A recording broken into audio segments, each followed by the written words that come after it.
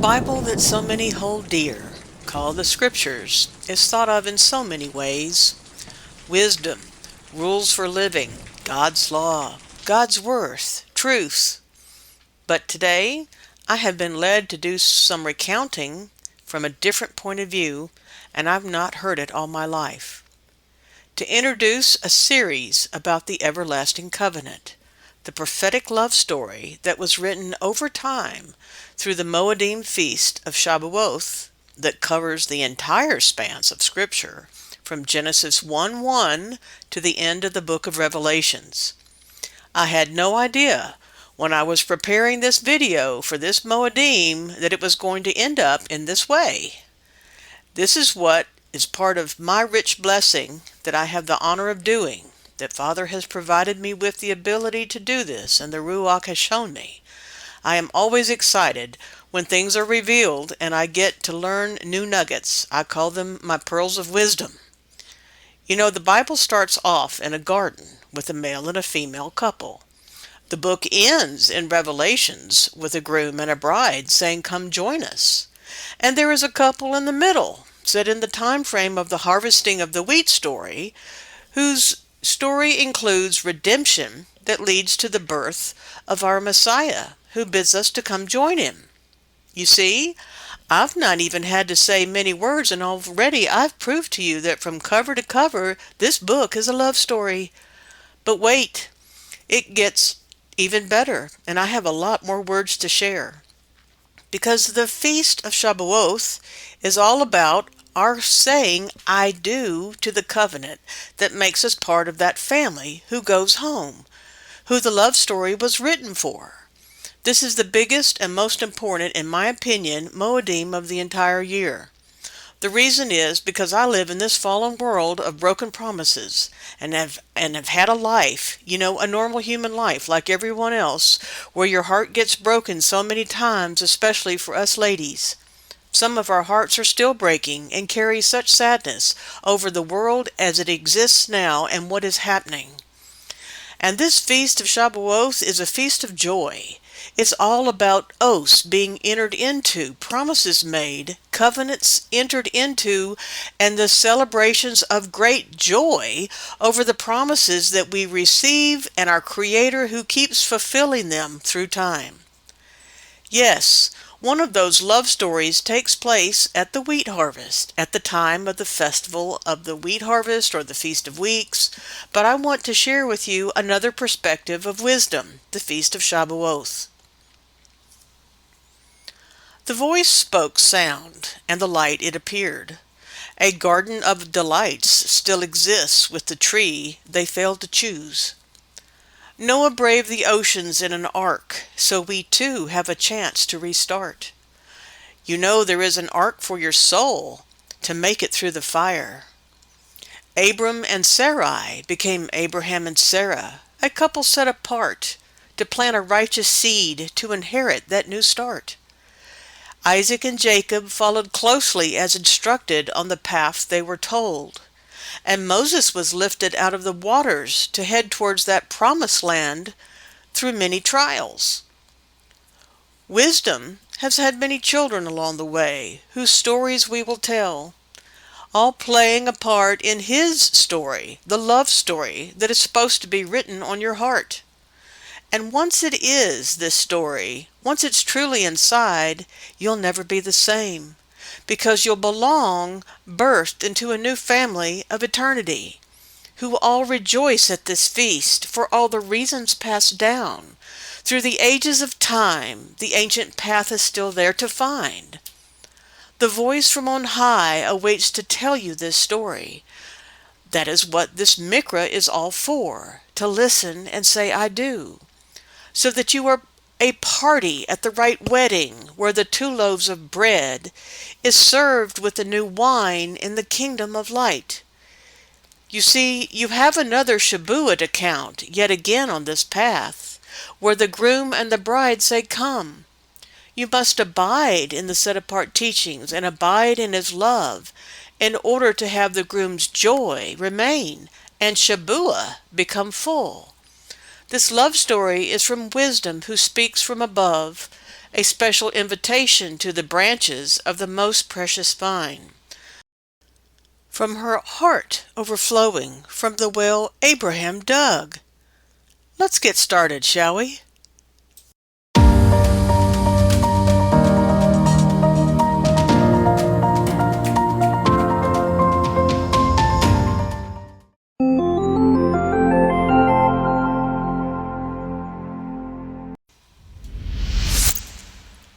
Welcome to the Feast of Shabuoth.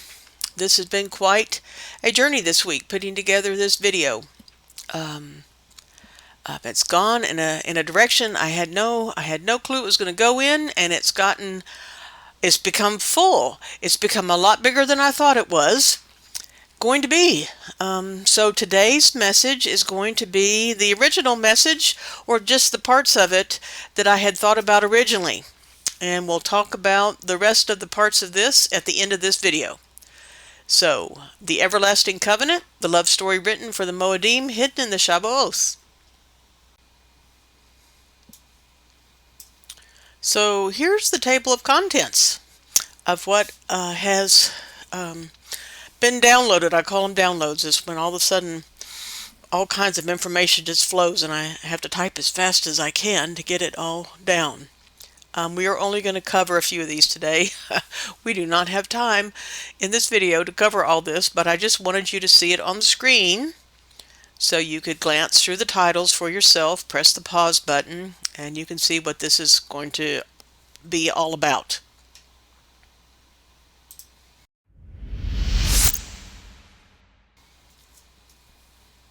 Okay, the first thing that we're going to cover is the basics that are usually passed on. These are the kinds of things that you will see on many teachings on this feast day, and I'm going to just quickly cover some of the basics. We put a lot of this information in our weekly episode. Here is the list, if you want it on this screen, for all the standard traditional readings that talk about this feast and keeping it. And so I've listed them here for you. I usually always go to Leviticus 23. It has, all the set apart moadim in it. And this festival or feast period is discussed in Leviticus 23, 15 through 22.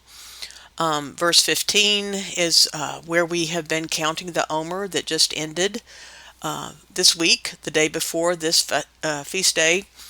The counting of the 7 sevens ends. And on the 50th day, as it says in verse 16, we will have it's a mikra and celebration. And we'll bring out of our habitations 2 loaves of bread right here, and they are to be waved as a firstfruits offering unto Yahuwah. There's also an offering done by the priests on verses 18 and 19 and 20. The priest is waving the bread as an offering. And here's in verse 21, where on the same day it's proclaimed to be a Kodesh Mikra. You're not going to do any work, and it's a statute forever. And it continues on in verse 22, because now the wheat harvest is going to start. And when you reap the wheat harvest of your land, you're supposed to leave some for people to glean, for the poor and the strangers. That's part of the instructions for this Kodesh Mikra. Here's another reading from Deuteronomy chapter 16, and it reminds us to bring a freewill offering to Yahuwah from our blessings at this festival. That's in verse 10. We're supposed to go rejoice with our sons and daughters, our manservants and maidservants, and the Levite that's within our gates, and the stranger, and the fatherless, and the widow that are among you in the place where Yahuwah has chosen to put his name. And you're supposed to remember that thou wast a bondman in Egypt, and that thou should observe and do these statutes. Now, traditionally, this festival was kept near Bethel at the Well of the Oak. Then, once Moses brought in the tabernacle in the wilderness, it was kept at the tabernacle there, which was then placed in the time of Joshua at Shiloh. As times progressed, this moved to Jerusalem. And Deuteronomy 16:11 above, it's interesting to consider because usually it's taught that only men were required to go to Jerusalem, and yet this verse has everyone celebrating within thy gates. Did everybody go to Jerusalem, or did some celebrate at home with the Levites within their gates? These are just questions I have. Obviously, we get to the days of Yahushua, Jesus, and the Gospels, and it's recording that there are multitudes in Jerusalem celebrating to include the women disciples, so we know some women were there. Just some thoughts. The religion of Judaism has set traditions developed by the Pharisees and Sadducees. Their traditions became rabbinic Judaism. That's something you can look up on the internet. And we're trying to discern based upon the entirety of the scriptures that we have available now for review. By this, I'm implying like the book of Jubilees that we include. So from an agricultural standpoint, this festival is just much like barley. Instead of a wave sheaf offering of barley being waved by the high priest in the temple of Jerusalem, now it's 2 loaves of wheat bread, and after this day and ceremony the people may begin the wheat harvest and bring their first fruits of labors to the Levites. And, like I said, Deuteronomy 16 above has the instructions for a freewill offering.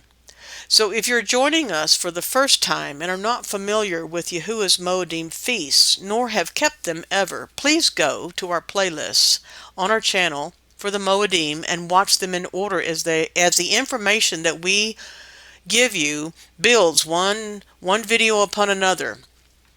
It'll be more difficult for you to just jump into the middle. These feasts are more than just agricultural festivals, and that is my understanding of the set-apart path they represent.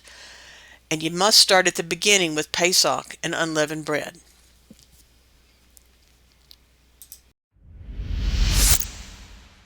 Okay, part 2, context of the language. In our discussions of the Moedim of Yah, we always like to discuss words and define a few words each time, and this chart right here in the beginning is just a summary. You can pause the video and look at it, but this is a summary of the words that we've defined in detail in like our first fruits video or the counting of the Omer videos. And these are words that will be used in the study of the Shabuoth, but we're not going to define them in detail right here. This chart is just here for your reference. But we do have some new words that we're going to look at. We are going to look at the word Shabuoth. Now, when I go online now to look at this word, I only found, it was amazing, I only found one entry left from the Merriam-Webster's dictionary, and it's a kid's definition. And it says it's a Jewish holiday celebrated in May or June to commemorate the revelation of the 10 Commandments at Mount Sinai. And that's the only definition of this exact word that I found. So let's kind of look at this word, because you see that is the word that like is in Exodus 34:22. And thou shalt observe the feast of weeks, of the first fruits of the wheat harvest, and the feast of the ingathering at the year's end. Now I'm taking this off Blue Letter Bible, or there's a link in this document that you can follow to exactly what you see on the screen. And here in the verse is the word, I'm circling it with a little mouse, the word that they've translated weeks. So it's the Hog of weeks. But when you really look at the entry that you can see when you go to Blue Letter, the word is spelled Shin Bet Ayin Tav. And the word weeks that they're referencing in H7620 in Strong's is spelled Shin Bet Vav Ayin. It's a different word. It's spelled differently. So we want to find out the exact meaning of the word that's exactly written. Okay, so when you look at Shabua or Shabuoth, there's a bunch of variations to the root, okay? And we have a Shin Bet Ayin. That's how this word up here starts. It's Strong's 7650 and 7655. It means 70, something, 7 times in a combination repeating, like we had to count 7 weeks. Something that's fully satisfied in its abundance. It means also to seven oneself, to repeat a declaration 7 times. By an oath, to take an oath. Okay? Now the word that has been given to you that in English, this H7620 is right here. It's got a vav inserted into it. And when I looked it up in Klein's dictionary, it means a period of 7 days or 7 years. In Strong's, it means pretty much the same thing. So this definition sort of fits because it is a feast of sevens. We had to count 7 Sabbaths and 7 weeks. So we could call it the Feast of Weeks based upon this spelling, but is that exactly the word of the text? And the answer is no. That vav has to come out and a tav has to be inserted. So from our Paleo Hebrew Yehudia's perspective, we have to remove the vav, which can represent a man or something that's a connection, a connecting energy. And we have to insert the tav back, which represents a covenant mark or a sign. So here's the spelling in Paleo Yehudia's that was in the verse, Shabuoth. And it happens to be missing. You won't find this in Klein's dictionary, and you don't find it in Strong's. So let's look at the components of it. Shin bet means to return, repent, and sit down. Shin bet tav, if you take the ayin out up here, you have the word Sabbath or Shabbat, where we cease to work and we're to be brought back. This is about the returning home. You'd be brought back. Now, how this word is different from Sabbath is it's got an ayin in it. And the ayin can represent eyes and seeing, bread and fruit. And an ayin tav, which is the last 2 letters here on the word, means an occurrence, a fortune, a season, a time of an event. So with my eyes, when I look at this word and what does it mean, I'd come up with titles for the feast like this: the Feast of the Covenant Returning, which is just what Abraham, Noah, and Enoch and others have all written about. The Feast of Seeing, the Feast of Bread and Fruit, the Feast of Receiving the Heavenly Bread. I really like that thought. The Feast of the Sevenfold Oaths, being fulfilled and making them. A feast of oaths from heaven. Okay. Now, if you take the actual word that is missing in Strong's and Klein's, and then you make it plural, all of a sudden it appears in Strong's as H7659, as sevenfold. I thought I'd just throw that in there. Now, let's look at something here, because the word for the Shabuoth shows up in Scripture in Micah 7:20. Thou wilt perform the truth to Jacob and the mercy to Abraham, which thou hast sworn unto our fathers from the days of old. Now, I happen to track some things myself, so that's how I know that this word is that word right there in Micah 7:20. So the same feast of the covenant returning, or the feast of the sevenfold oaths, or when oaths are made, is this word right here. And it refers to something from our fathers from the days of old. Let's go take this days of old word and see where it shows up. Isaiah 46:10, declaring the end from the beginning and from ancient times, the things that are not yet done, saying, my counsel shall stand, and I will do all my pleasure. So some beginning from ancient times is related to things that we're going back in time to when things were sworn to Abraham, Isaac, and Jacob, or before. Let's look at Isaiah 44:6-8. Thus saith Yahuwah, the king of Yasharel, and his redeemer, Yahuwah of hosts, Sabaoth, I am the first, and I am the last, and besides me there is no Elohim. And who as I shall call, and shall declare it, and set it in order for me, since I appointed the ancient people? And the things that are coming and shall come, let them show them unto them. Fear ye not, neither be afraid, for I have told thee from that time, and have declared it. Ye are even my witnesses. Is there an Elohim besides me? Yea, there is no El, I know not any. So there was an ancient people in ancient times who knew about the end from the beginning, and things were sworn to them. This Shabuoth word. I just want you to remember this as we continue through all the sections of this storytelling.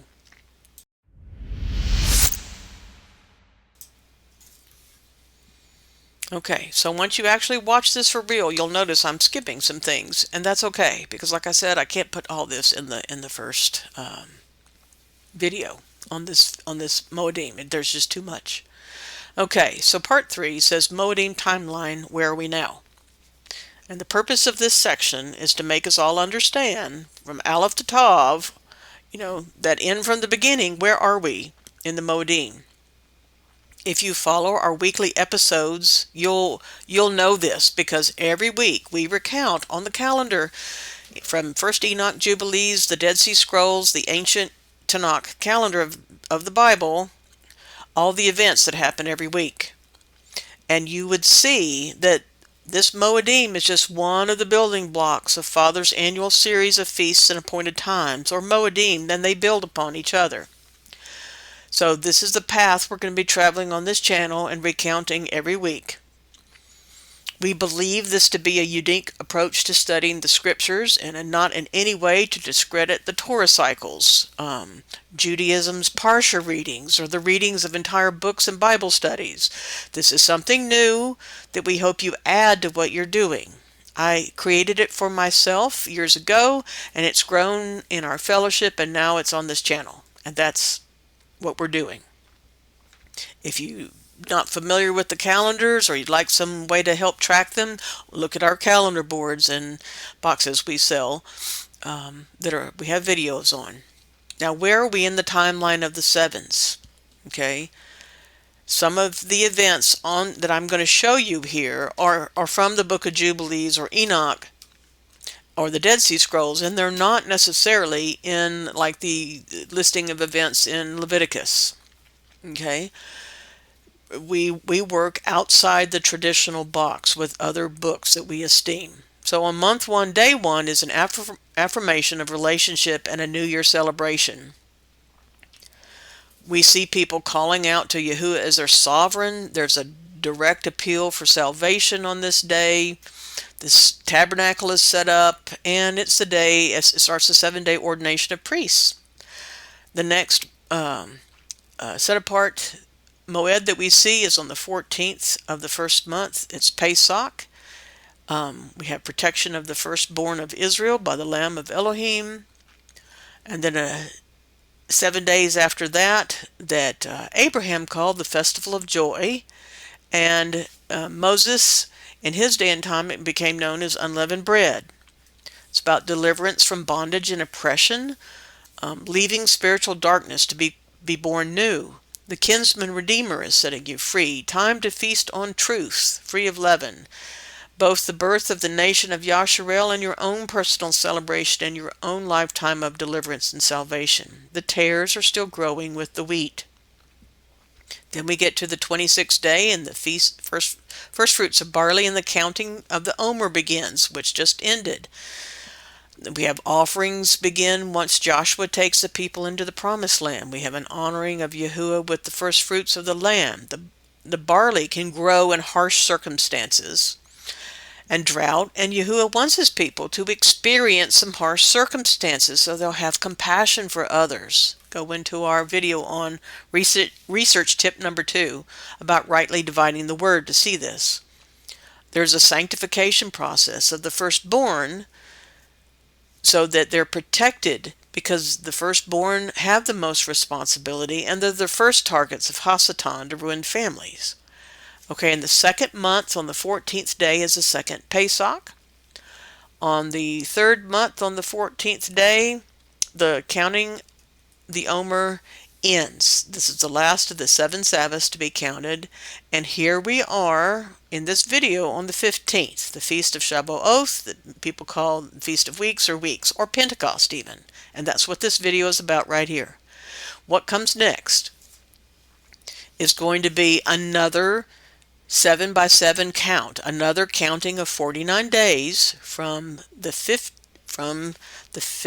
day to the 2nd day of the 5th month.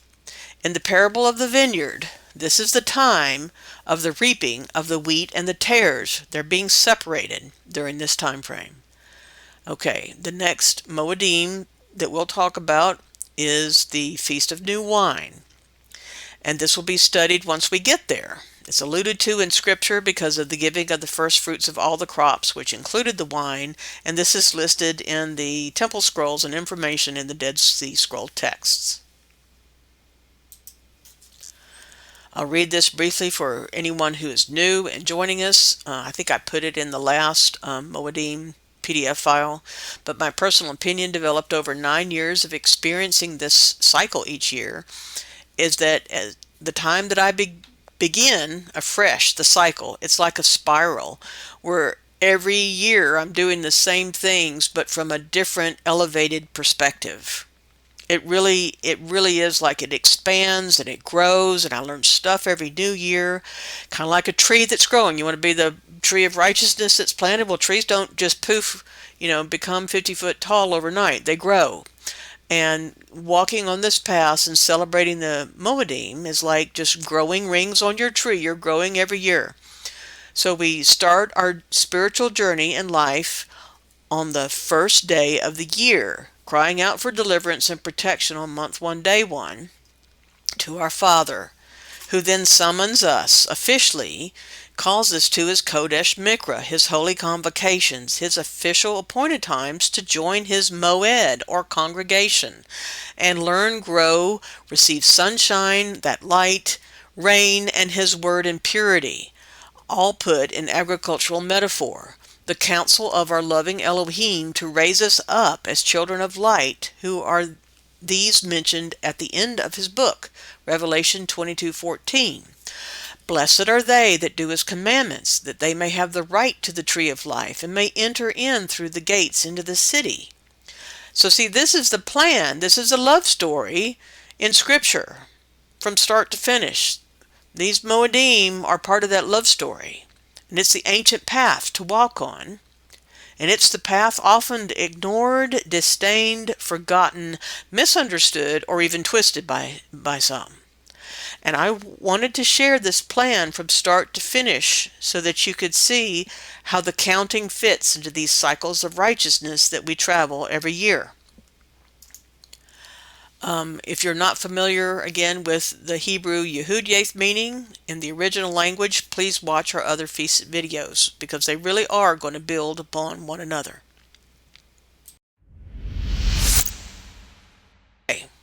We're going to jump now to Section 9, the Covenant with Noah, Water and the Great Reset. I know most of you are familiar with the story of Noah and the flood. One of the first things I learned, putting all the events on the calendar through time, was that the covenant with Noah was occurring on this feast, on the Feast of Shabuoth. I, like many, thought that the Feast of Weeks and Moses, or the assembly of Acts chapter 2 Pentecost, was what this was about, or where it started.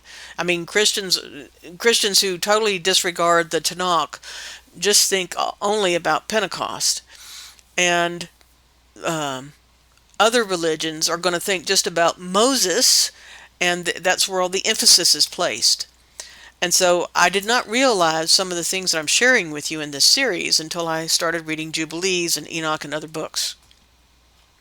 Now, we saw how the word Shabuoth really actually refers to Os, and Jubilees reveals this with Noah and his sons. Genesis does not. Okay, so the scriptures are here that you can go read for yourself. I'm not going to read all these verses, and this is not going to be like a Bible study where I read all the scriptures. I put in a few verses in here that I want to talk about, but this is, like I said, this is not a Bible study. Okay, when does this happen? After the corruption of the earth to the point it required a reset described in Genesis 6 and Jubilees 5. So we've at this point on this feast day for Noah, he's already gone through the flood.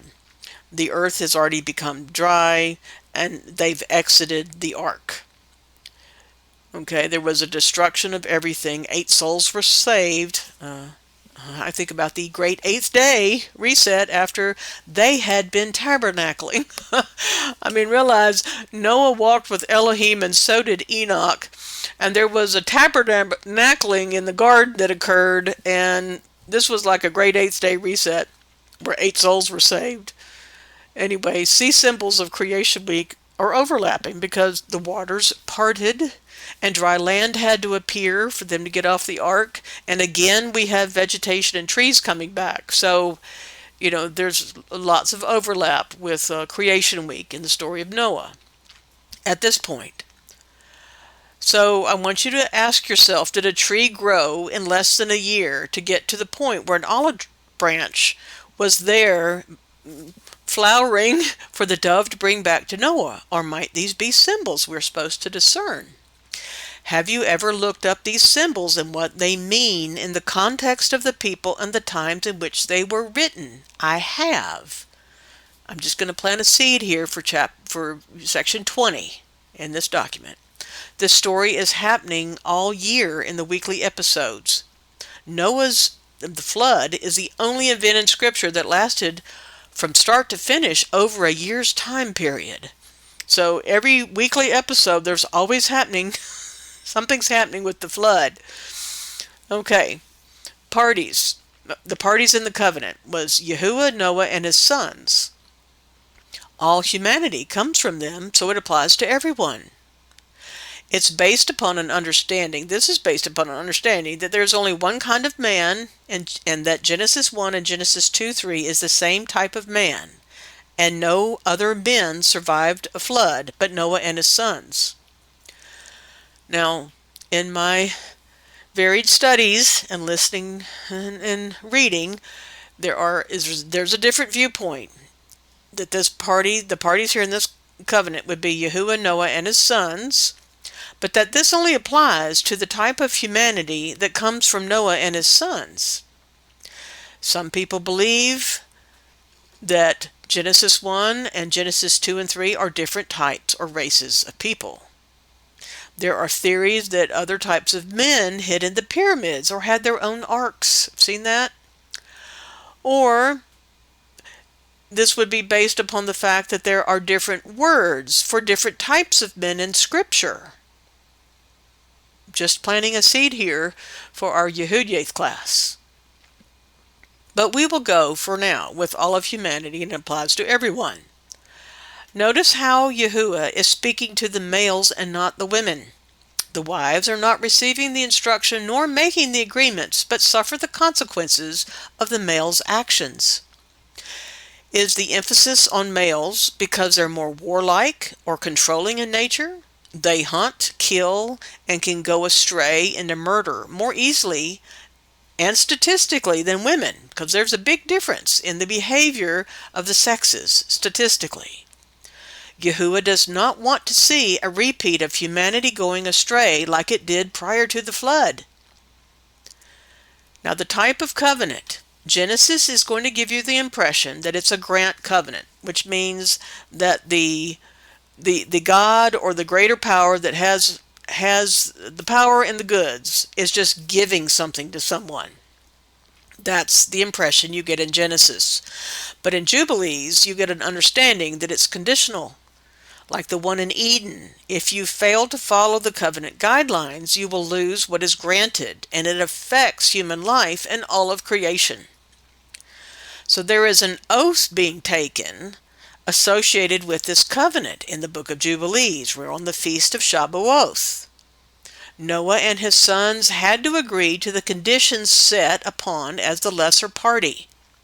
Jubilees 6 verse 10 says, "And Noah and his sons swore that they would not eat any blood that was in any flesh, and he made a covenant before Yahuwah forever throughout all the generations of the earth in this month." So this is just one of the many examples. I'll show you where Jubilees and Genesis differ. Not that either or is bad or wrong. Please don't make this black and white. But there are differences, just like if you compare the Gospels. Sometimes Luke is the only one telling you something, or sometimes Matthew is the only one saying something.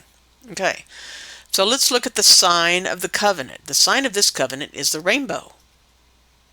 There is much to say about the word rainbow in Yehudiath. That's for class. John wrote that Elohim is light. So what was Elohim saying in "Let there be light" in this realm? Interesting once you get deep down into the Yehudiath and ponder the words for light in Elohim. Again, I'm just planting a seed. The signs that were already active. Now remember, I jumped ahead to this section 9. So prior to this was given the sign of the Sabbaths in Genesis chapter 1. Okay. Details of this covenant. Yahuwah agrees not to flood the earth again with water to kill all life. Now, it is obvious humans are still being killed in great flooding events on Earth, but not just all life all at once. I mean, I've seen it with my own eyes, devastating floods, and I've been seeing mudslides and water come down from the sky that has just sweeps away entire towns. So there's a lot of flooding and devastation that still goes on. Now, Noah and his sons agree never to eat blood and must swear the oath. The calendar given in Jubilees 6 and the instructions to follow the Moedim are on it and in this chapter. He is told to renew this oath every year. The Torah for the great reset into this world that this covenant is included the calendar of Enoch, Jubilees, the Dead Sea Scrolls, and the Tanakh. The ancient biblical calendar was included in the oath. On this covenant, on this feast of Shabuoth, to be renewed. Now the consequences, let's talk about them. It is sorrowful to me, the fact that Genesis does not contain as much as Jubilees chapter 6 does. The enemy of our souls, the ones who hate the kingdom, who hate us in the kingdom of darkness, have had influence on what you and I have been able to read or learn. I don't need to elaborate on that. Just remember who has been in control of the many things when you feel quick to agree with others on how Jubilees is not what it says it is. I personally think that Yah has not allowed them to destroy this book and completely keep it hidden. The 1947-48 dates of the Dead Sea Scroll findings point to many things, including the need for the sheep to remember the words written therein, even if we only get the approved and sanitized English version. I read this chapter several times before the veil came off my eyes and ears to understand that the calendar is central and a part of the covenant. This is part of the reason we are having so much debate on which calendar to follow and how to follow it. Be kind to one another. We have a strong spiritual headwind that we have to make it through. Okay, I want to read the end of Jubilees chapter 6, starting at verse 31. And there is no neglecting this commandment for a single year or from year to year. Remember, this is something you're supposed to be renewing at the feast of Shabuoth. And command you the children of Yasharel that they observe the years according to this reckoning, 364 days, and these will constitute a complete year. And they will not disturb its time from the days and from its feasts, for everything will fall out in them according to their testimony, and they will not leave out any day nor disturb any feasts. But if they do neglect and do not observe them according to his commandment, then they will disturb all their seasons, and their years will be dislodged from this order, and they will disturb the seasons, and the years will be dislodged, and they will neglect their ordinances. And all the children of Yasharel will forget, and will not find the paths of the years, and will forget the new months, and seasons, and Sabbaths, and they will go wrong as to all the order of the years. For I know from henceforth will I declare it unto you, and it is not of my own devising, for the book is written before me, and on the heavenly tablets the division of days is ordained, lest they forget the feasts of the covenant, and walk according to the feast of the Gentiles, after their error and after their ignorance. For there will be those who assuredly make observations of the moon, how it disturbs the seasons, and comes in from year to year 10 days too soon. And for this reason the years will come upon them, when they will disturb the order, and make an abominable day the day of testimony, and an unclean day a feast day, and they will confound all the days, the Kodesh and the unclean with the Kodesh, for they will all go wrong as to the months and the Sabbaths and the feasts and the Jubilees. For this reason I command and testify to you, that you may testify to them. The angel's talking to Moses. Moses is to give these instructions at Sinai. For after your death, your children will disturb them, so that they will not make the year 364 days only. And for this reason they will go wrong as to the new months and the seasons of Sabbaths and festivals, and they will eat all kinds of blood with all kinds of flesh. Noah and his sons even suffer the consequences in their own lifetime, the lifetime of Noah, if you study Jubilees 7.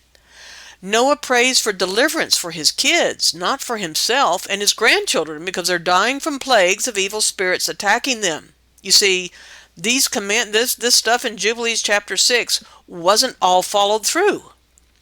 It wasn't. They didn't obey it all. His sons all went astray. Read Jubilees chapter 10. Notice we have seen flooding disasters, like I said earlier, in all kinds of countries, tsunamis, everything. When James was making a decision in Acts 15 about how they were going to have fellowship with the Gentiles, the requirements he gave were out of this covenant, all about blood. Now, Yahuwah has restored the covenant of Noah and still is. This is not something that went away. It's an ongoing, everlasting covenant with creation. And the details of how this thing is being restored are going to come later in this document. Okay.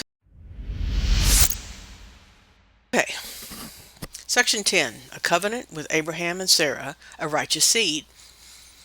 The next major event in time, the next human to enter into the everlasting covenant, was Abram and his wife Sarai. They are married, a man and a woman, who are going to experience the fullness of the covenant of fire, as their state of being united in a Had with Yahuwah brings forth the righteous seed. Not more earth destruction resets are necessary. The plan of Yahuwah to bring us back home continues to build. So much of their story lands upon and starts the Moedim in addition to Noah. It's amazing. We can look to the quality of character of Noah, Abraham, and Sarah, and their seed as recounted in Jubilees as role models. Again, Genesis gives you a different impression of the character than does Jubilees. I mention this because we are discussing those who establish through covenant the very feasts of Yahuwah, the ones who have revealed and walked the Moedim through time. Their Shem, their names, their reputations matter. The first time I read Jubilees, I was filled with light and moved to tears. How about your experience? Have you had one yet? The covenant with Abram and Sarai, who became Abraham and Sarah, has several stages of development and expansion through testing and their actions. While we can now refer to this as a whole, the Abrahamic covenant, I will be showing it as it developed. Notice that Abraham, Isaac, and Jacob, in week 11's video review of the calendar events, show the activity on month 3, day 15, middle of the month, repeating over and over again, regarding making, affirming, and celebrating covenants. Okay, step 1. Restoration of the plan for building family begins with repentance, supplication of the contrite heart, and knowledge of redemption. Now, most ministries and books and resources I find cite the start of the Abrahamic covenant as at Jubilees 15 and Genesis 12. I am going to start earlier. I see a connection in Jubilees 12 to the events and meaning of the Feast of Shabuoth, and I'm going to explain why below. Watch the video on the deliverance prayer for more. I did one of who said the first prayer for deliverance. I will not be putting all the scriptures into this video document as I've been running out of time trying to pull all this together. But I do want to place this one as it is key to understanding the continuing of the covenant at this stage in the timeline would not have happened without Abram crying out to Elohim, or El Elyon, as in the Dead Sea Scrolls is who he prays to. I pray one day that the Paleo source text of the Book of Jubilees is actually allowed to be seen without changes to the public. That's a side note. Now remember that Abram is a gentle soul living in a very sinful place of idolatry, his father being a chief idol maker to boot. He becomes a Hebrew as he crosses over into the kingdom of light. He does cross over the Jordan River too, but in my classes we will delve into the word Hebrew and its meanings. I say lost soul for several reasons. I will not say much about that here, but just remember that Yahuwah breathed into Adam, who became a living soul. Abram gets the Ruach added to his name, his character, his appellation, his fame, as we saw in the video that we watched, the video that we did on the word study for blessings, and you'll find out all about and how the Feast of Weeks, or Shabuoth, is a major big deal in Acts chapter 2. It's the Ruach, the mighty wind. So the is key and is pertinent to the Feast of Shabuoth. Okay, so step 1 in the Abrahamic covenant is to make yourself a party to the covenant. Here's the scriptures that you can go read, and this event occurred in Abram's life on what we now call trumpets, or the month 7, day 1. All of Noah's sons ate blood and went astray at this point. We are post the Tower of Babel, and everybody going astray, and the heavenly language was gone and not spoken. I know that some want to say that Eber took the Hebrew language with him from the Tower of Babel, but Jubilees does totally disagree with that. The nations were divided amongst the sons of Elohim. That's another study. And Jacob is Yahuwah's portion, as per Deuteronomy 32:8. And that nation doesn't even exist yet. Abram is a progenitor of that. Okay, the parties at this stage is Abram and Yahuwah via an angel that's speaking. Okay, the type of covenant is grant, mostly with one exception. And this could be considered a promise or an oath at this point. The more official covenant coming later, but I place it here because it started here in my mind. There's no sign of this covenant. The things that are applying to Abram at this point is the Sabbath and the rainbow. They're active signs. Okay, Abram is required. Abram is required to actually leave his father and his country and make a complete separation to start the journey on the path that will be revealed to him. He does not know the way. He is in complete trust of Yahuwah to reveal everything. So were the Israelites of the Exodus with Moses going into the wilderness. They had no idea of what, where, how, or anything. And Abram is in that. He's the head. He was the first, and he's in the same boat. Well, actually, Noah actually would have been in that boat too, wouldn't he? No idea what's going to happen when the waters part, and he finally sees dry land. So Abram's being told, his part of this agreement is he's got to leave his father's house. He's got to leave everything behind. So this is the reset for Yah's plans get to continue through Abram, as he is the first one praying like Noah did for deliverance of the seed, and Abram prays also for himself to be delivered. He had rejected the idolatry in his father's idols, and Jubilees only is the one you see this in. because Abraham prays to be delivered from his own wickedness, the iniquity that he knew existed even within him. Okay, the consequences. He understood, even before learning to read, that his seed was going to suffer the consequences of destruction from the evil spirits of wickedness. He knew that when he was making this prayer. Please watch our video. Okay, there were 9 promises made to Abram on this day after he said his prayer. Okay, and if you think about Yahuwah, who needs to restart a family, then he's got to have a land to do that for his people to live in. So promise number 1, I will show you the land. I shall make you a great and numerous nation. I will bless you. I will make your name great. You shall be blessed in the earth. In you shall all families of the earth be blessed. I will bless them that bless you. I will curse them that curse you. I will be a sovereign ruler to you and your son, and to your son's sons, and to all your seed. Fear not. From henceforth unto all generations of the earth, I am Yahuwah, your sovereign ruler. You will see these things being repeated with Yasharel in the time of Moses and with King David. The promises to restore. So the promise of having Yahuwah be the sovereign ruler, just as he was in the Garden of Eden, is being restored. This is part of the process. Some want to place the Garden of Eden all over the earth in various locations, but if we go with it was in the vicinity of modern-day Israel, and the greater area shown to Abram in latter chapters with the maps that we have, then Abram is being promised Eden. The land was called Eden, and there was a garden in Eden. His future seed have many visions here of heavenly ladders and of the heavens, so might Eden be in another dimension? Just a seed thought. And what was step 1?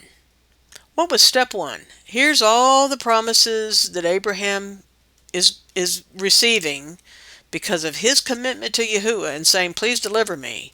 And what was the very first thing that Abraham was required to do that Yahuwah said is going to happen? Because this wasn't Abram's idea. The first thing that happens is not him leaving his father's house, not packing up or anything. That comes 6 months later.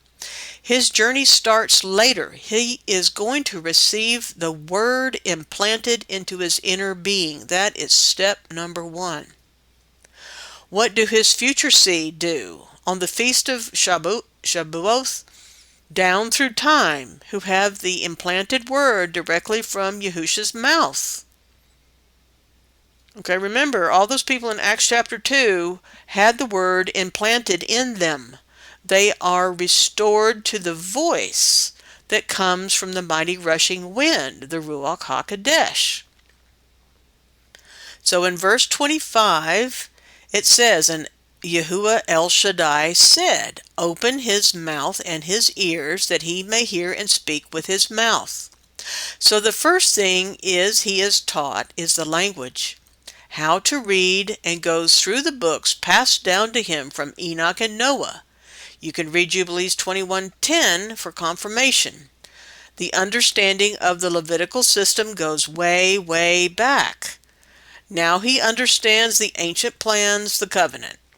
We believe he is reading the book of Enoch, or parts thereof, plus others we don't even know about.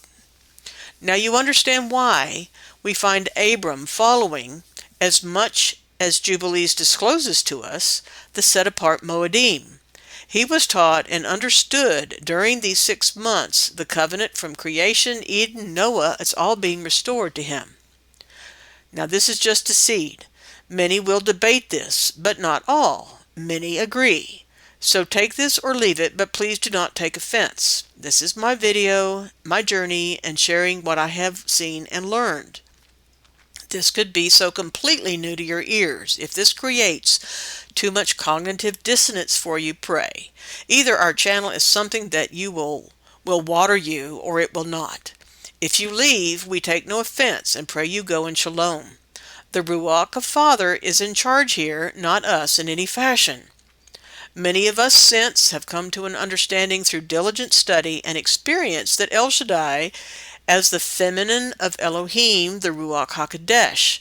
Ever ponder where mother tongue comes from? I have. Many verses in several books refer to the voice of Shaddai being heard in the heavenly tabernacle. So is the voice from above instructing the angel to restore the voice and the knowledge of the heavenly language to Abraham, feminine. Ponder how this is happening on month 7, day 1, the day of trumpets, the day of shouting, the day of the voice. Just planting a seed for another day. This disagrees with Genesis. This is a place where the story in Jubilees and Genesis truly differ. Abraham is not taught by Shem, who many teach is the Melchizedek high priest living this long. Just a seed planted for another day's discussion, but Jubilees does not uphold many people's theories about Shem. Okay, moving on. Now step 2, more affirming of promises and planting of the tabernacle location. This is happening in Jubilees 13, 1 through 7, and Genesis chapter 12 on the first day of the year. There's a reason why I include it into here, because we're talking about the covenants and them being affirmed and the promises made to Abraham. So Abraham has left his home as instructed and found his way to Shechem, dwelling at what becomes the Oak of Mamre location near Bethel. This is the place his seed come to worship, at the Moedim and make offerings. Now the parties of this covenant are Yahuwah and Abram. Yahuwah is just affirming the grant promises that he's giving to him. There's no new signs in Jubilees 13, verses 3 to 4. And Yahuwah said to him, to you and to your seed will I give this land. And he built an altar there, and he offered thereon a burnt sacrifice to Yahuwah, who had appeared to him. He saw him, appeared to him. Notice in Jubilees, Abraham is seeing him. Scripture says Enoch walked with Elohim, and so did Noah. Now Abram is seeing Yahuwah. Okay. So that was just an affirmation about what land was being given to him. He was there in Shechem to see it. Okay, step 3. More affirming of promises in a future seed. You see, the covenant with Abraham developed through time. At multiple places, promises and affirmations and covenant was made. Okay, so, yes, being repeated. He plants an altar to call upon his name. Yahuwah responds at this place, at this time, over and over again with affirming the covenantal relationship between them and the grant promises that are being made to Abram. This isn't a one-time event. Just as the covenant with Noah back in Jubilee 6, where it was stated that this celebration was to be an annual renewal of the covenant, so we see Abraham now doing just that. Now we're in Jubilees chapter 13, Genesis 13, and it's on the feast of Shabuoth, the one that we're talking about today. Lot has left Abram for Sodom. Abram returns to the same place as before, at the oak near Bethel, and he affirms his covenant relationship with Yahuwah. He's celebrating, just like we're supposed to be celebrating. Okay, there's no new signs. These things are still active, and here's the details and promises that are made. Lift up your eyes from the place where you are dwelling, northward and southward and westward and eastward, or all the land which you will see I will give to you and your seed forever. I will make your seed as the sand of the sea. Though a man may number the dust of the earth, yet your seed shall not be numbered. Arise, walk through the land, in the length of it and the breadth of it, and see it all, for to your seed I will give it. So I've highlighted this in gold because this is something brand new. He's already given him land before. We saw in a prior step. He's given him more land here, but now he's talking about his seed are going to be great many. Okay, next step. He goes through a major test and promise before the covenant. So now in the book of Jubilees is the first time the text reads that an official covenant is being made. Notice that the followers of Yahusha Messiah followed him all over the land that Abraham has been walking all over for either 1 or 3.5 years of ministry, depending upon your beliefs and studies. And they did not receive the Ruach HaKodesh, nor were breathed upon immediately. They were following the Lamb all over the land, wherever he went. And Abram is following Yahuwah's instructions for where to go all over the land. Okay. They are being sanctified and tested, the disciples were, and then got to receive power from on high in Acts chapter 2 on the Feast of Shabua. So Abraham is going through his testing. He's going through his development in his relationship with Yah. The point I want to make is that when we start our journey like Abram, we too will get tested and must follow the Good Shepherd wherever he leads us. In his good timing, we are brought into covenant. This is my opinion on it. It doesn't all happen all at once. The testing and trials is based in Scripture. The children of the Exodus who left Egypt go through trials and testing during the counting of the Omer before they get to experience Mount Sinai at the Feast of Shabua. There is a pattern. This is a pattern everybody's going through. So we're now at Jubilees 14, which contains 2 events with feast timing, and Genesis 15, which reads as just one big event, but Jubilees does separate it out, so you see the timing of the feast and the test. Okay, the test comes at the beginning of the 3rd month in chapter 14, which we now know we would call that during the counting of the Omer. Yahuwah comes to Abram in a dream and gives him this instruction and promise. The test is, does Abraham respond and believe him? Pay attention to when he fulfills it too. I am not putting all the text here in this chapter. Okay, the when is day 1 of month 3. The events that took place right before this is right after the battle of the 5 kings and the recovery of Lot.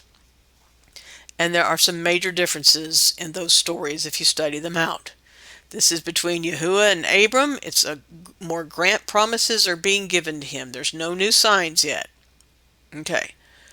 Now this takes place in a dream. These promises are affirmed to Abram. I am your defender. See, it's in gold. That's a new one. I am your reward will be exceedingly great. One that comes out of your own bowels. He will be your heir. Now, see, he's told this, this is the first time he's told he's going to have an heir. He says it comes out of your own bowels, be your heir. Look toward heaven and number the stars, if you are able to number them. So shall your seed be. You have to study this out in Yehudiah to understand what numbering the stars is. I am Yahuwah that brought you out of Ur of the Chaldees to give you the land of the Canaanites to possess it forever. Okay, this is the first time that the word Canaanites is introduced that's what the land is. Now this also takes place in the dream. So he's got promises that are given to him, and then he's told to do something. He says, fear not, Abram. Look towards the heaven and number the stars if you're able to number them. That was something he was supposed to do. And if you look at, we think, oh, yeah, I'm going to go outside and start counting the stars. What a ridiculous thing to ask somebody. But if you understand what the word number means in Yehudiah, you'll have a slightly different viewpoint. The third thing, take me a heifer of 3 years and a goat of 3 years and a sheep of 3 years and a turtle dove and a pigeon. So he was told to go make a sacrifice. So Abraham is being tested on will he follow the instructions of Yah, obey the voice. Okay. You could read the little asterisk thing yourself. Okay. Step 5. Official covenant and restart of the plan of creation. So now in the book of Jubilees is the first time that it reads it's an official covenant. And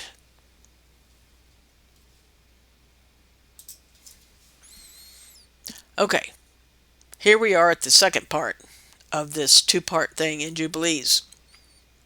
The verses are there for you there on the screen.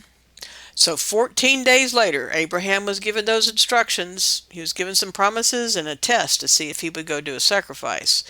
When does it happen? It's 14 days later at the feast of Shabua. Abraham obeys the voice of Yahuwah and does as instructed with the offering in the book of Jubilees. Genesis makes you think it's all just one big thing, but Jubilee shows you that it's not. Okay, only after this event does he tell Sarai about it in verse 21. We would assume that she was there with Abram, but that might be reading into the text without the actual inspection of the source text, not in English. All we have to go on is what we're given in English. I'll explain this in just a minute. Okay. Abraham came out of Ur and is doing the restart, and it's now for his family and seed only. This is a point I wanted to make about who the parties are. This is not a reset for humanity any longer, who have 3 times aborted their relationship. Adam and Eve said, we're going to follow the serpent. We're listening to his voice. Noah's sons in Jubilees, all 3 of them, go astray. At the Tower of Babel, everybody's going astray. All this is documented in these books. El Elyon turned the other nations away and over to the sons of Elohim. Remember that Yahuwah's portion is Jacob, and Jacob comes from Abraham. So this is a reset for the nation to come. This is a restart for all those who listen to the voice and follow it. Abraham is setting the pattern for his seed. This does not mean, however, that long term all the earth and nations are not blessed through this, because they are. But the covenant restoration taking place right here is being done with Abraham, not with all of humanity. Okay, there's a grant with conditions below. We still have no sign. Here's the things that are active. Promises are given to Abram, see below. The covenant is made with Noah, is renewed officially here. This is where, it's clear that Abraham was doing the Moedim on the schedule. He knew about the middle of the 3rd month. He knew how to get to the middle of the 3rd month because he knew the calendar. He read all those things when he learned the language, and he read all the books passed down. But this is the first time in his journey that things are official. Okay. So all the information from Jubilee 6 is being reaffirmed into a covenant with Abraham. There's still no relief from the evil spirits left in Jubilees 10. 10% of them were left, and they still exist. But this covenant does give birth to the righteous seed of the one who will obtain the final authority for Yahuwah's family over those who are running the vineyard. So the relief from that evil is in the works, and it's being planted right here. So these are the promises made in the covenant. This is told to him in a dream vision. Know of a surety that your seed shall be a stranger in a land that is not theirs, and they shall bring them into bondage and afflict them 400 years. And the nation also to whom they will be in bondage will I judge, and after that they shall come forth thence with much substance. And you shall go to your fathers in shalom, and be buried in a good old age. But in the 4th generation they shall return here, for the iniquity of the Amorites is not yet full. This is told to him now after he wakes up. To your seed will I give this land. And it's all kinds of people's lands. And this word right there, I can't find anywhere. Nothing exists for that word. If you know what that word is, I'd be interested in where you found it. And on that day we made a covenant with Abram, according as we had covenanted with Noah in this month. And Abram renewed the festival and ordinance for himself forever. Now this is missing in Genesis, which is such a shame. But this would give you the understanding that Abraham knew the ancient biblical calendar that there's evidence for in the Tanakh. And this is where it comes from. Now, this may take my takeaway at this point is the everlasting covenant of Eden Noah is totally back on track. Abram is given the assurance that his seed will make it through the bondage and out of Egypt. Realize all these things must be fulfilled in the future. It is interesting how even Yahusha is taken to Egypt for safety and is called out of Egypt. Obviously, we know that Jacob's family ends up in Egypt and experiences the bondage and release that is prophesied here. Have you ever heard of this? If so, leave a comment. I'm referring to that word up there. Okay, step 6.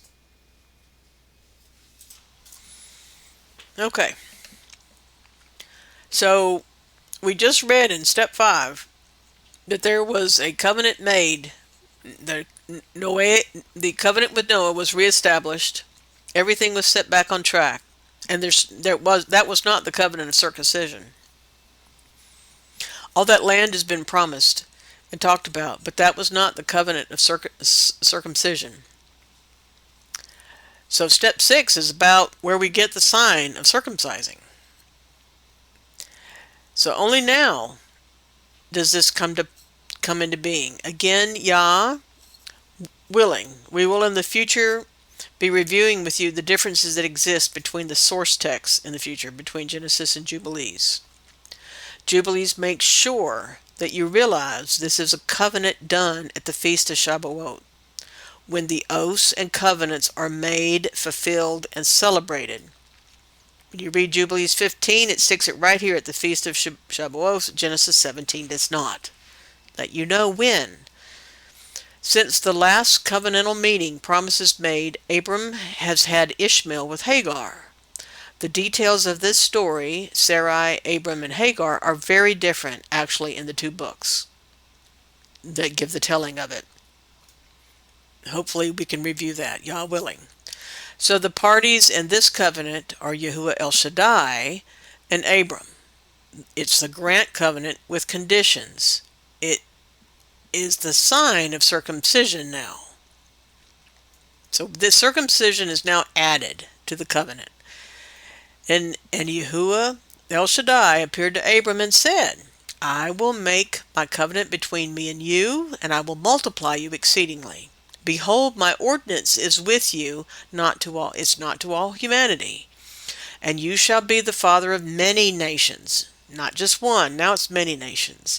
Neither shall your name any more be called Abram, but your name from henceforth, even forever, shall be called Abraham. So he's receiving the hay.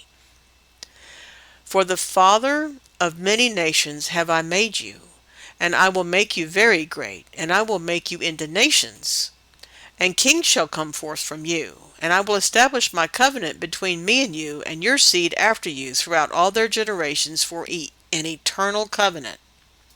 So the covenant of circumcision is an everlasting covenant, so that I may be sovereign ruler to you and to your seed after you.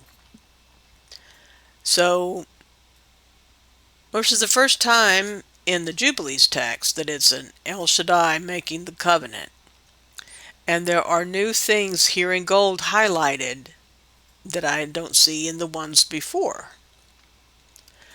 And the land where you have been a sojourner, the land of Canaan, that you may possess it forever. See, that's not new. That was told before, and I will be their sovereign ruler. That's not new.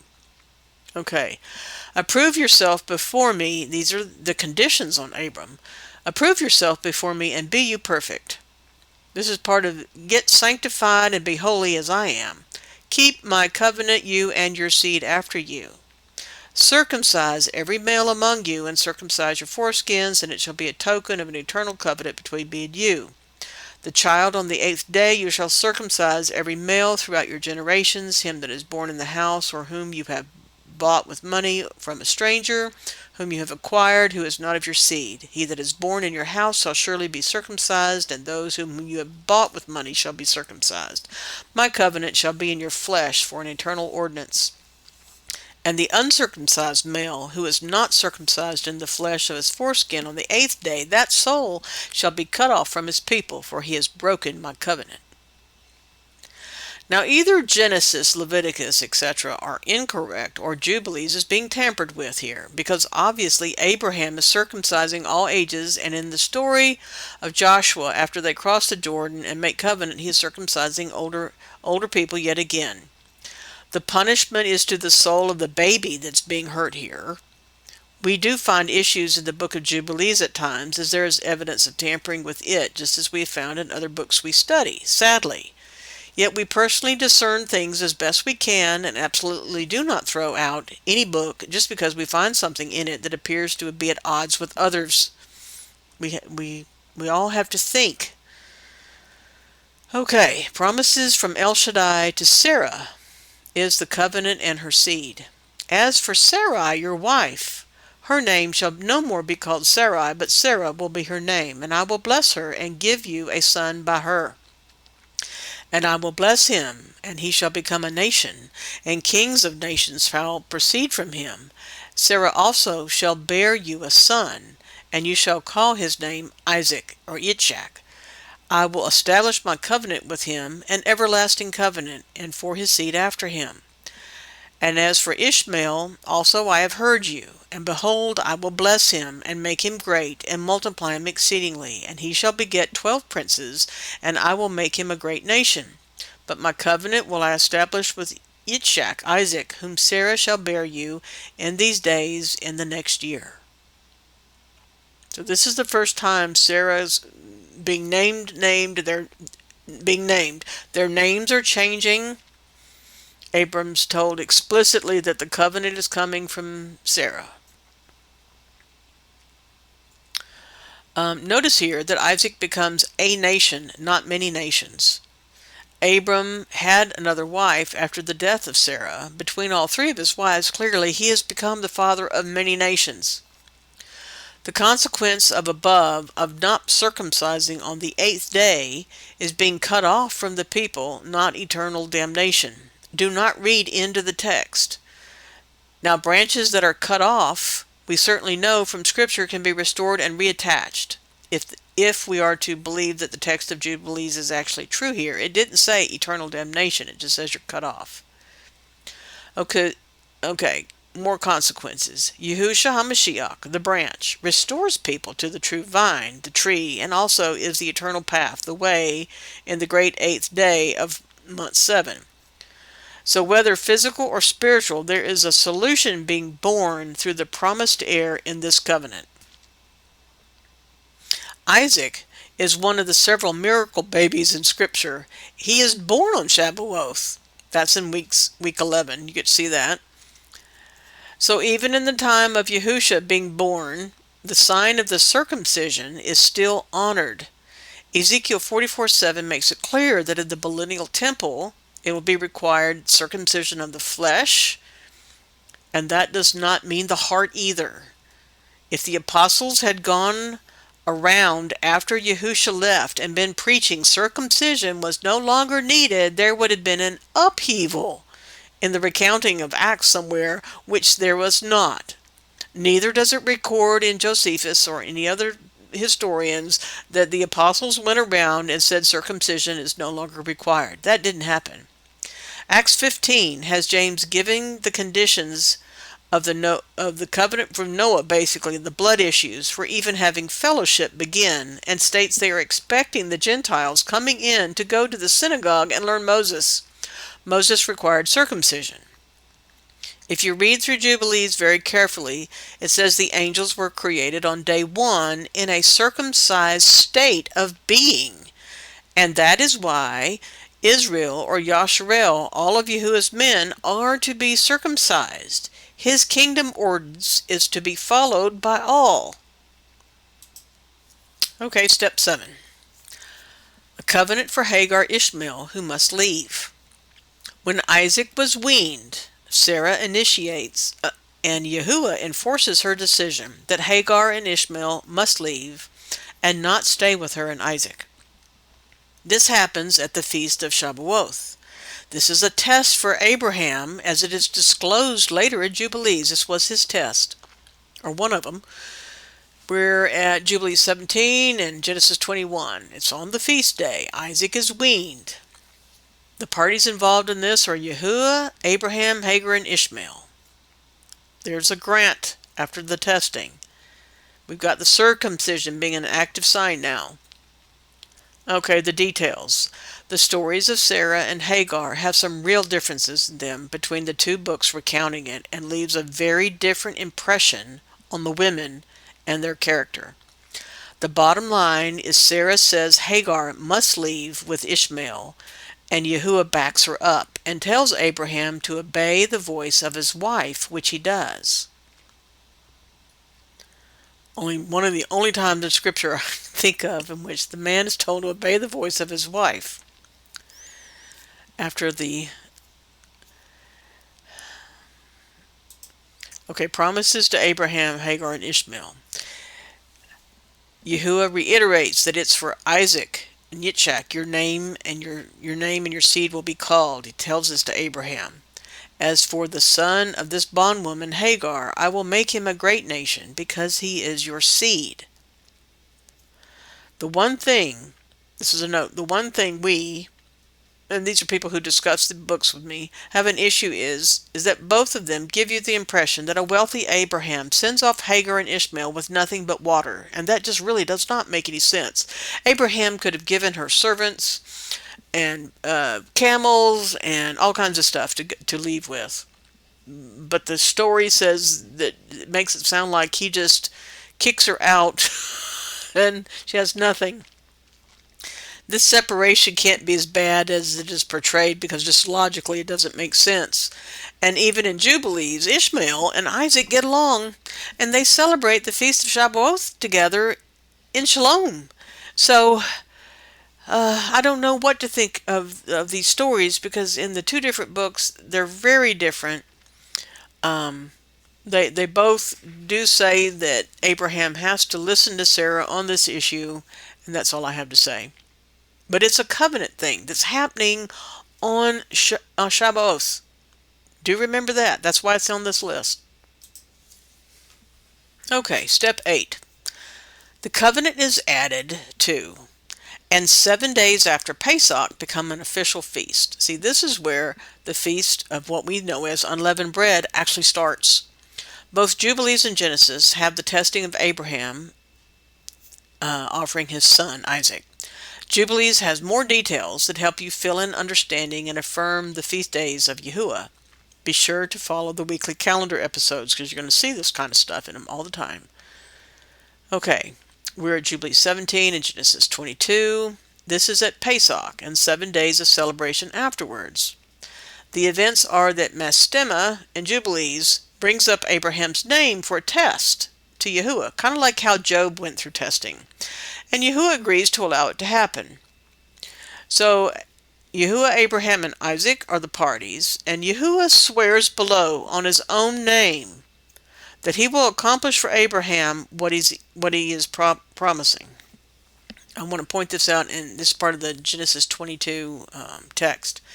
And the angel of Yahuwah called upon Abraham out of heaven the second time and said, By myself I have sworn. So he's making an oath on Shabuoth.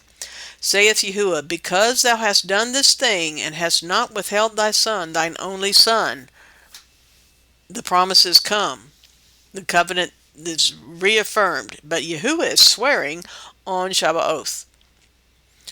There's not any new sign, like we would think of a rainbow or circumcision, but the 7-day festival after Pesach is instituted. Abraham is told to go offer his son Isaac, we all know the story, and sacrifice, which is something people did back then to all their pagan gods. The big thing that I note in this story is always this, Jubilees 18:4. And he came to a well of water, and he said to his young men, Abide you here with the ass, and I and the lad shall go yonder, and when we have worshipped, we shall come to see you again. Abraham knew he would return with Isaac somehow. He trusted Yahuwah that much that he is going to get to return to a well and to his men and the ass. He's going to have his son. So Abraham is really putting out there that he believes in a resurrection because he knows that if he's got to sacrifice Isaac somehow, he's going to come back to life because they're both going to return. So Yahuwah's promises to him at this point in time that he swears, remember he's swearing on his own name,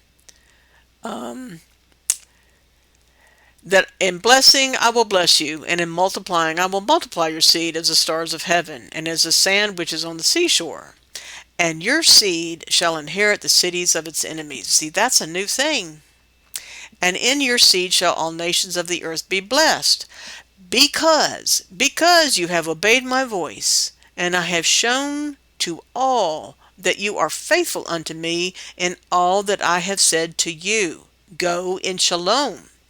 It's the first time that Yahuwah told him to go in shalom. I believe this is a seed being planted for shalom itself, because later find Phineas, who is also meeting the conditions of number 4, is a Levite faithful to protect the tabernacle and is given an everlasting covenant.